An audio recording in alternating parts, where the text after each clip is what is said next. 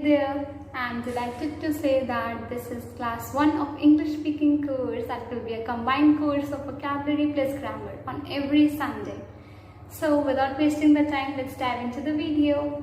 So there are 8 tips that will help you master spoken English. If you apply these tips to your everyday life, you will become more confident and more comfortable while speaking English. My first tip is to get to know the parts of your body which you use when you speak English. This might sound a little odd, but trust me on this one. If you don't understand which parts of your face, your tongue, your throat are used while you speak English, then how will you ever be able to correct your pronunciation mistake?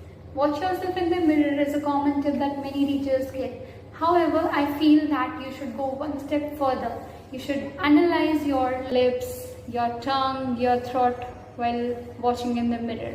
That what are they doing? My tip number 2 is to combine reading and listening, thus to improve your pronunciation. For that, take a book that you have already read in English or you would like to read in English. I have got a few recommendations in the description box down below. What you have to do is play those audiobooks while reading your book. If you listen to a word while reading, your brain will start making connections, and the next time you will hear that word, you will be knowing how to pronounce it or how to spell it. My tip number 3 is to practice speed reading. This is a good way of improving fluency. What you have to do is find a text that you would like to read. You need to read that as fastly, as fluently as you can.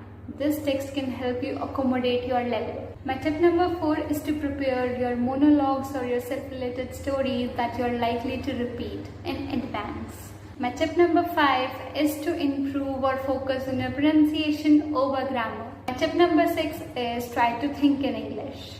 A good way to start this is try to have a little narrator in your head.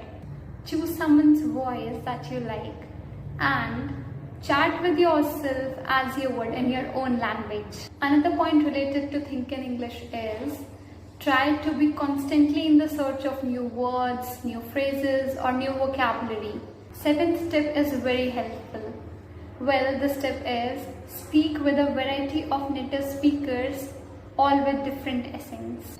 Many of you will be thinking, great, I love to speak to native speakers, but I don't know how to speak.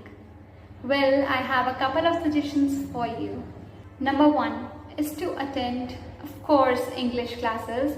Number 2 is to attend to expat meetups or foreigner meetups.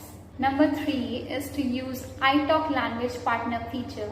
This feature is a free feature where you can find a language partner to practice with. So here we come to an end. Last but not the least, 8th tip is if you cannot find a native speaker to practice with, what you can do is you can find like-minded people, whether they are from your social media or your friend groups. So this was all about today's class. We'll meet you soon next Sunday with a new topic.